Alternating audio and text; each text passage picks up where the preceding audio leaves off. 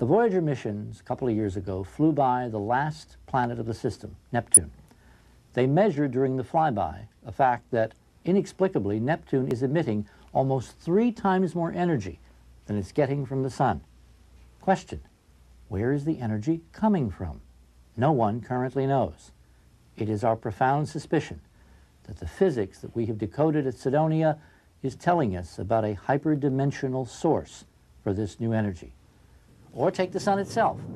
For the last several years, scientists have been looking for nuclear particles supposedly coming from the center of the Sun because of its thermonuclear reactions, the kind of chained H-bomb model. Well, for the last 20 years, they haven't found anywhere near as many of these particles as models would predict. In fact, the Soviets and the Japanese, who'd recently brought online experiments to measure fundamental particles, have found none. Is it possible that the very center of our solar system, this incredible blazing ball of gas around which all the worlds in this system orbit, is in fact fueled from another source? The fact, for instance, that its sunspots peak at the key 19.5 latitude may be the clue. Well, this opens up remarkable possibilities which, when we look back at our cultures on this planet and their attention to the Sun, others may have also noticed. When we look then at the stars, at the sky at night, we're not seeing chained and imprisoned H-bombs, we're seeing portals to another dimension. And the portals are glowing windows through which we can peer and glimpse the fragments of a physics from another side. What is stunning is when you take that metaphor and you go back and you read the actual Egyptian descriptions and the hieroglyphs for Sirius, the brightest star in the sky, the description is Sirius is a doorway. Now, what did they know? What did they know? Now, if you're looking at that as a 20th century Egyptologist, or as a modern anthropologist, or as any of the academics looking at the history of man and archaeology, the obvious answer is they didn't know anything. It was all primitive superstition. We're going to show you in a few minutes that we have another point of view that we can now buttress with specific mathematical linkages that indicate strongly that the Egyptians, among others, were profoundly aware that the night and the night sky and all of reality is somehow circumscribed by the physics behind the circumscribed tetrahedral geometry given to us now by the monuments of Mars. And that, of course, is an amazing statement to be able to make. But there's another.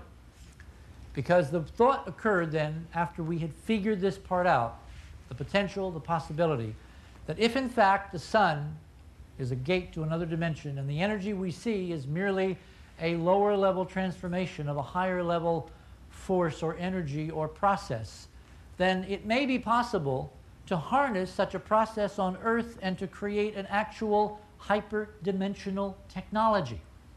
What could one do in terms of generating energy, electricity, and other phenomena if one could somehow figure out the math of the physics and then apply that in a technology for the betterment of all of us here and now on an Earth in peril with ozone depletion, with resource depletion, with oil limited to a few and needed by the many, all of the problems that civilization is heir to, of scarcity, of want, of privation, of inequality, injustice, all of them could be circumvented if a few simple technologies could be devised that would tap in an unlimited and non-polluting source of energy for the betterment of civilization on this planet at this crucial defining moment in world history, to quote Secretary Baker.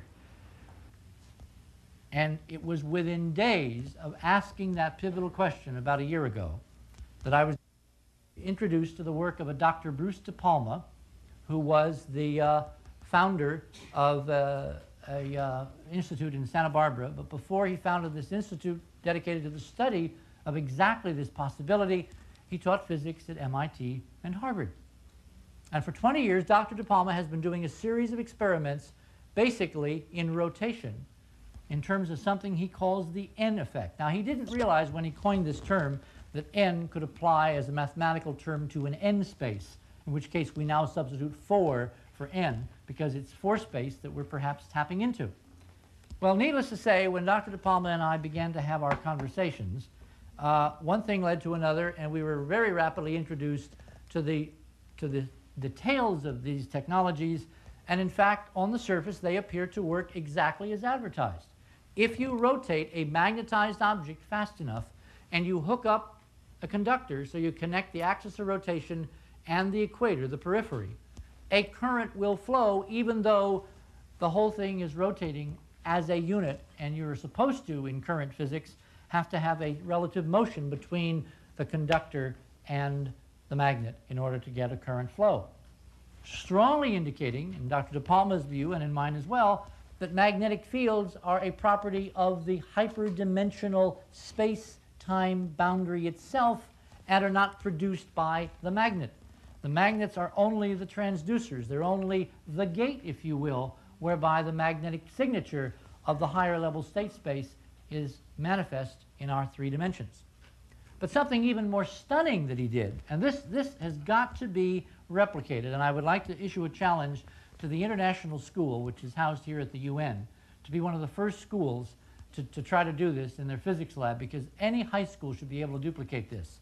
What Dr. De Palma did is he took 2 steel balls, all right, like these little pinballs that you see in the arcades. One of them is motionless. It's not rotating. The other is spinning at 27,000 revolutions per minute, going like a bat out of, well, going like a bat, okay. And they are ejected in a spring mechanism simultaneously at an angle, about a 45-degree angle, all right? Look what happens. The ball that is spinning rises faster, farther, and falls faster, quicker than the ball that is not spinning. And there is absolutely nothing in Newtonian mechanics that can explain that. Nothing. Now, what's interesting is that when you go back and you look at your classical physics texts at Harvard, MIT, whatever, they are always referring to non-rotating objects. Rotation, if it is dealt with at all, is dealt with as one of these terrible complexities in the lab that you can't really get a handle on. So everything is fixed and simplified and grounded and made as simple as possible. Well, it turns out that if this experiment can be replicated by others, then standard classical non-rotating Newtonian physics isn't real. It is a subset. It is an approximation of a real universe, which we'd better get to exploring very seriously, because contained in this, may I say it here in the hallowed halls of the UN, might just be the secret of the control of gravity. And imagine the economic impact if instead of having to ship things around the world by jet plane or boat or around continents by truck or by rail, I could produce a device where they would hover and float frictionlessly, and the energy costs of doing that from here to Perth, Australia were mere pennies. I mean, this is not airy-fairy stuff. If this can be verified, if the experiments can be performed, if the proper tools of science applied to these potentials, then the vision that the President and others who have met in this building have had so long of a new world order can actually come to pass. And the beneficiaries, the first beneficiaries will be those who are now last, the so-called third world.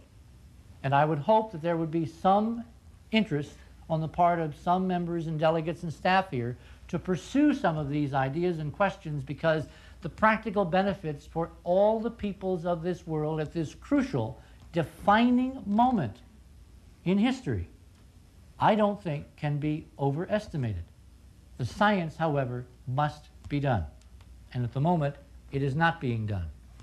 Well, this, of course, raises the other great implication and potential of